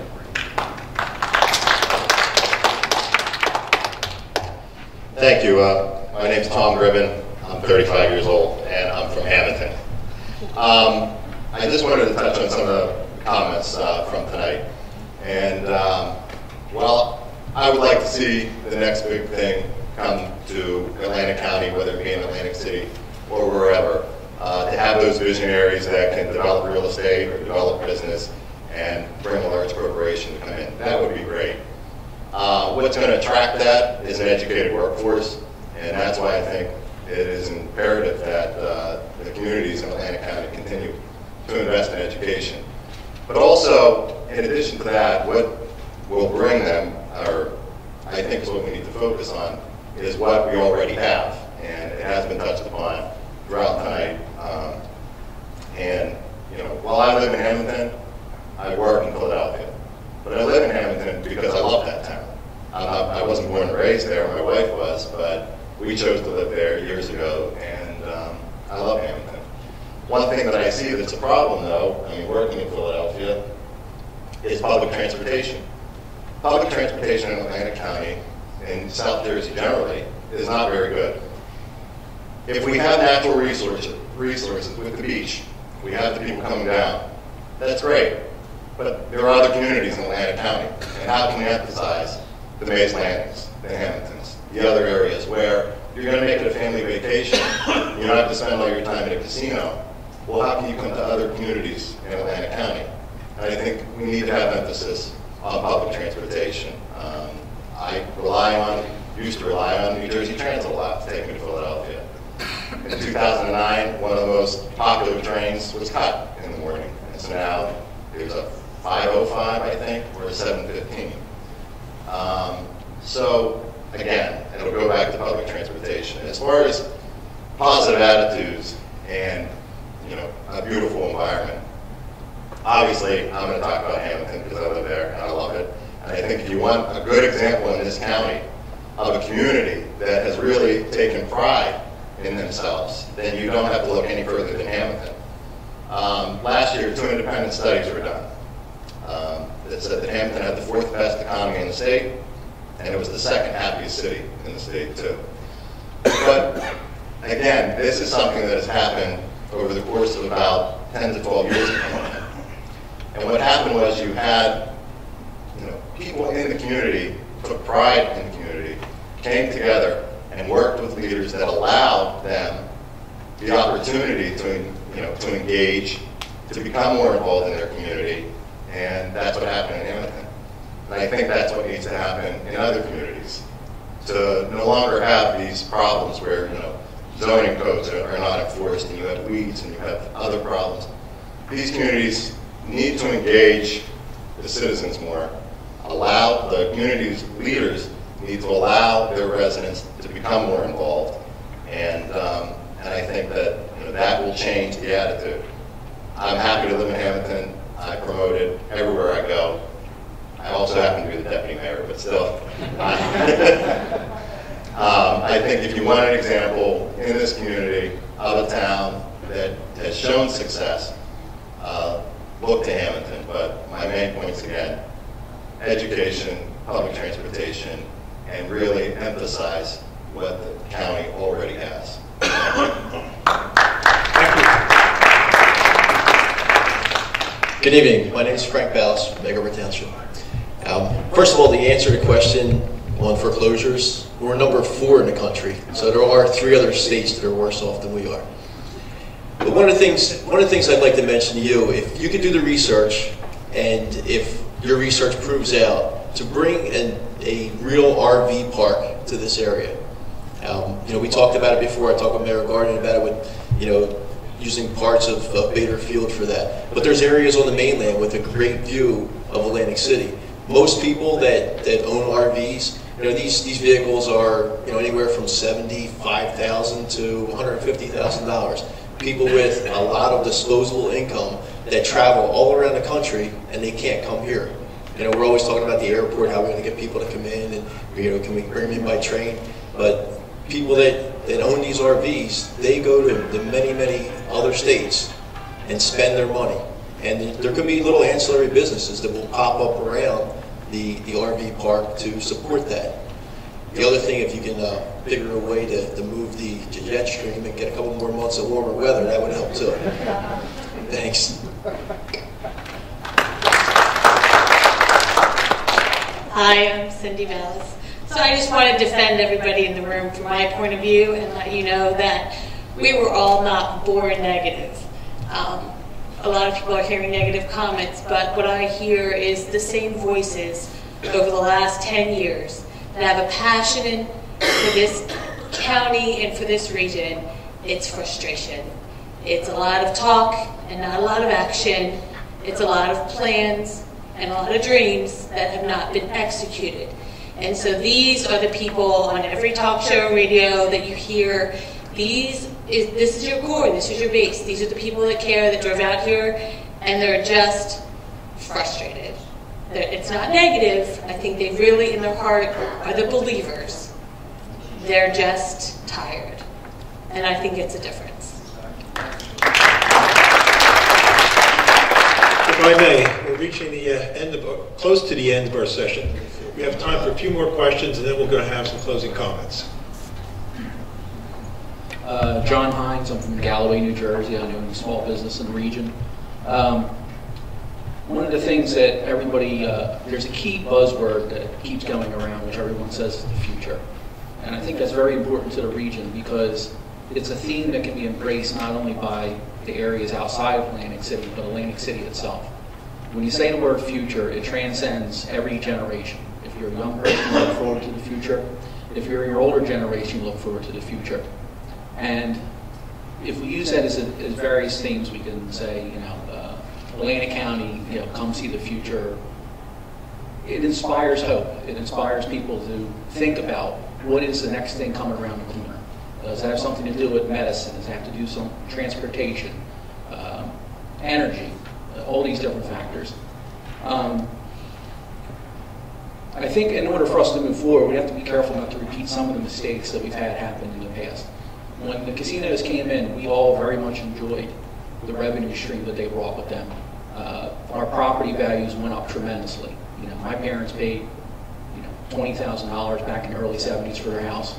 At one point in time, it was well over $300,000. If you calculate that out over time, the appreciation of that asset was tremendous, and it exceeded what was happening across the rest of the country. Unfortunately, we've been under the guise of having the state tell us what to do in almost every single matter. And one of those problems has been mandated growth, which has been a problem for our largest communities of Galloway, Egg Harbor Township, and Hamilton Township. So what we've ended up in the past couple of years is developers coming in and putting in new housing and essentially flooding our market with more housing than we actually needed. So now we've got this responsibility as we move forward.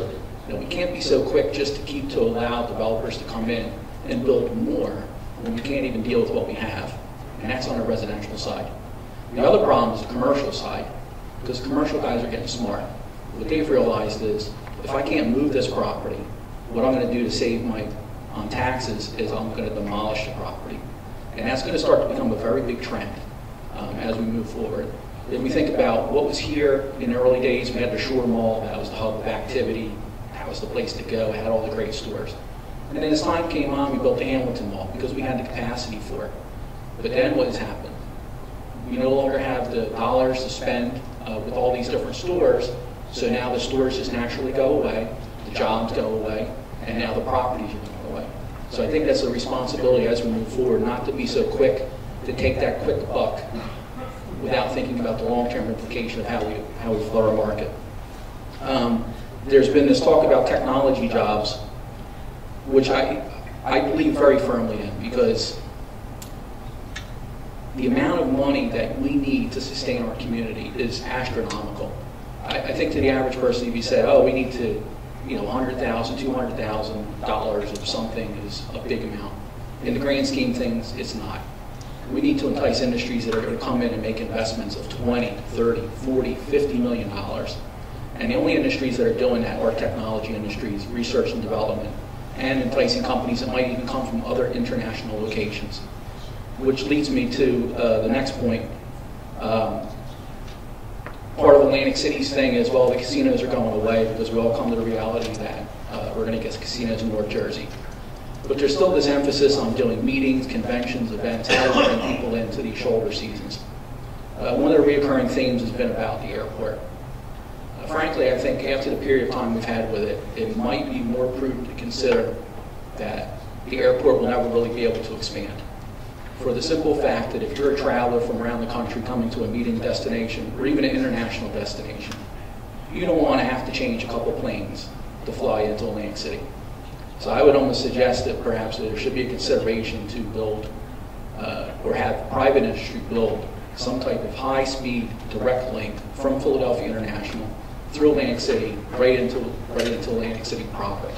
And what that ties in is now people can fly internationally to Philly, hop on some high-speed train or monorail, whatever it is, get into town in about 40 minutes flat, and it makes it more accessible. It makes it make sense to somebody that wants to come here. And ultimately, what we're trying to do is attract people to come in and spend their money so that we can then reap the rewards of providing jobs, stabilizing our investments in our homes, and ultimately lowering our tax base. Thanks. John Corrie again, just to finalise. I would have expected representation of politicians here tonight. I would have thought that there would be so many ideas being formulated that it would be good to have broad representation on the stage. If there's any one thing we need going forward, I think we need a greater degree of bipartisanship. We have been reading lately a lot of sniping between Republicans and Democrats, especially with regard to the healing of Atlantic City problems. There certainly needs to be a greater degree of bipartisanship going forward. I think Howard will answer that question. If I may summarize this meeting. One more question? Okay, yes, sir. Hi, Matthew Miller, Atlantic Cape Community College. I work here, and I live in Egg Harbor Township. There's been a lot of good ideas here tonight, I think. One that I haven't really heard of yet is building the infrastructure necessary to attract these IT industries. We need something along the order of Google Fiber in this neighborhood, in this county, to support such industries. If we don't have anything like that, then forget it. We need gigabit fiber to the home, to the industry, to the next gen park. That is a mandatory item. Without that, don't even talk. Thank you. Thank you. I want to deeply thank each one of you for being here today and sharing your frustrations and your input with us. I'm not bothered by anything that has been said here because it was heartfelt, it was real, and that's what we're going to use to build upon a good economic development strategy. If I may summarize, we've talked about history and how important it is and perhaps lessons to learn from it. Affordable housing being a necessary condition for good economic development. The airport is a significant asset and how it can be leveraged further. How can we promote cultural assets, museums and zoo? How can we make this region more friendly to developers and attract more of their dollars and their ingenuity on doing great projects. What do we do with Bakersfield? That's definitely a great asset in your community. And Cynthia, had you not mentioned your project, I'm working on another community and a strategy, and that's exactly what we're recommending for that. I think, I will be fully supportive of it to be sure that this idea is vetted all the way through. And if it comes to a reality, I think that will be a huge project, destination project for Atlantic City that will probably change the trajectory of the community. We've heard how property taxes are high, and there are plenty of other places where property taxes are high, and I realize the pain, particularly in a slowing economy. The focus of this strategic plan is not going to be Atlantic City, it's going to be the county. However, we cannot ignore Atlantic City, and what I would like to see is a little bit more realization that you can be as strong as your weakest link. And if at this point in time Atlantic City is your weakest link, you cannot escape from it. It's going to require everybody's ideas to help bring them up. We are going to be looking for those visionaries in your community to meet with and seek ideas and direction and guidance. Positive thinking, some of you, or plenty of you have said, it's a requisite for great economic development, and I wholeheartedly agree with that. Moreover, this needs to be a community strategic plan, and it will be. We're going to be looking at business climate, entrepreneurship, education, infrastructure, economic development, and workforce and workforce development. Those are really the most important ingredients to a very successful economic development. You talked about transportation options, and I appreciate that. We will look at that. Teamwork is a requisite for great economic development, not individual silos. Jobs should be priority one, and a couple of you mentioned that, and I agree with that. Elimination of barriers to development, we will definitely be looking at all of these things. Government consolidation, we'll take a look at what can be done there, but we also want to be realistic in the sense that this strategy is not possible to cover every possible thing in your communities. Because if we did, then it will be hijacked and we will never accomplish what we want to accomplish. We want to be sure that we focus on job creation, diversification, and eliminating business barriers. To keep your residents here, I think that's fundamental to any great economic development program. More open government. Well, I think that is the beginning. The government for us has delivered what we've asked them to do, and that is to engage with the community. And in fact, this was their suggestion that we have this town hall meeting to seek your advice and input.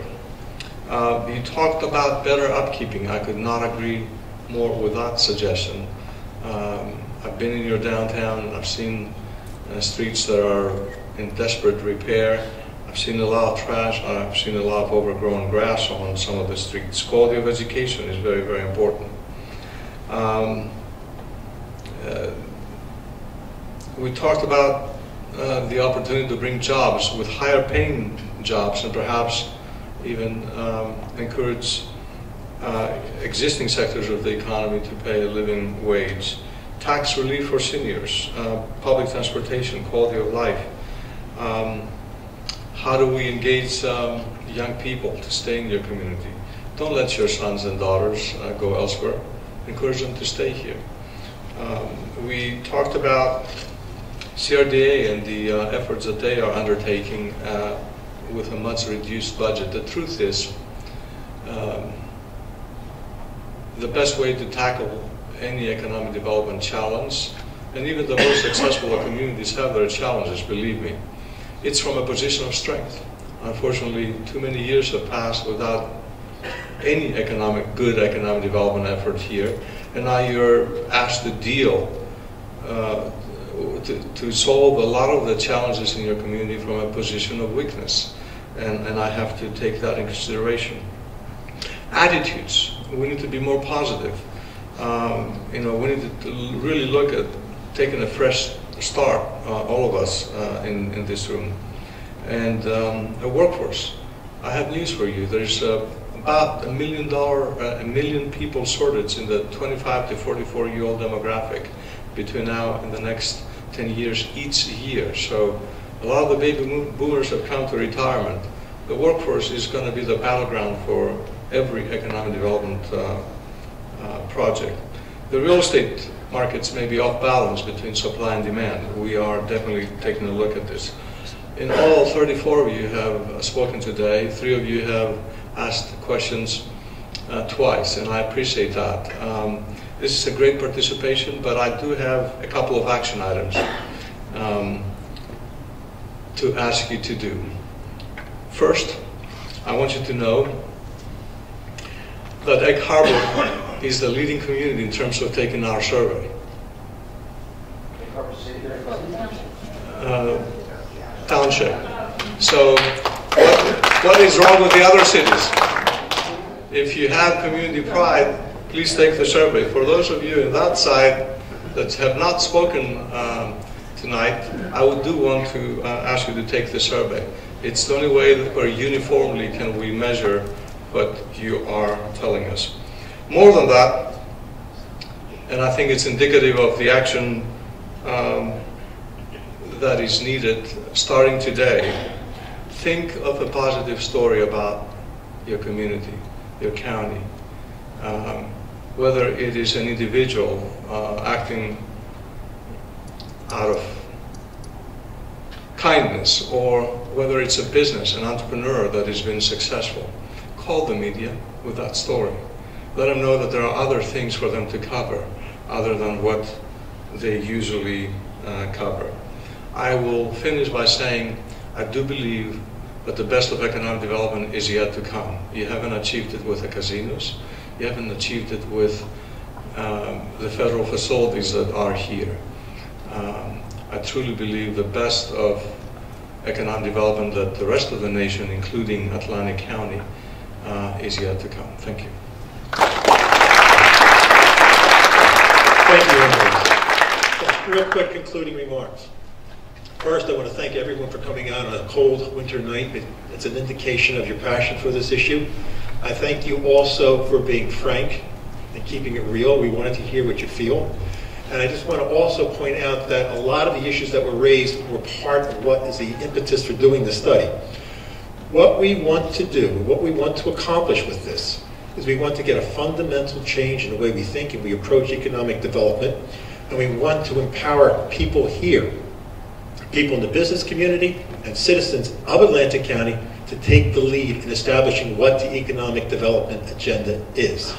I want to comment, as the fellow made a mention that there were no elected officials here. There are some elected officials here. We have Freeholder Alec Marino. We also have Sheriff Frank Ballas. But my main point is that this, I'm sorry, Judy, I don't have my glasses on. I was talking more about the county officials, but yes, we have some local elected officials here. But the main thing here is tonight is that we wanted to hear from you. We wanted to hear from citizens. This venture will not succeed if it's turned over to politicians. I'm going to be very frank, I'm going to lay that right out. It's not conceived to do that. This effort is meant to be initiated and turned over to a private sector group to implement it and carry it out and make sure we reach the goals that we lay out. In effect, what we are doing is what government should do. That is just establish the infrastructure. We are trying to lay out an economic development infrastructure that the public takes care of, and then the private sector comes on and builds on it. So with that, I thank all of you for coming out. One comment about attitude, I agree. Negativity is important to the extent that it motivates you to do something positive. This effort started because a group of us were not satisfied with the way we saw things going, and we said we have to do something differently. And that's why we set out on this path. So with that, all of you, thank you again for coming out. Thank you, Angelos. Thank you for your staff. all your efforts. I hope you found this worthwhile. We're going to have 2 more public sessions. One will be in Hamilton, and one will be in Atlantic City. Please do the survey and have a safe trip home. Thank you.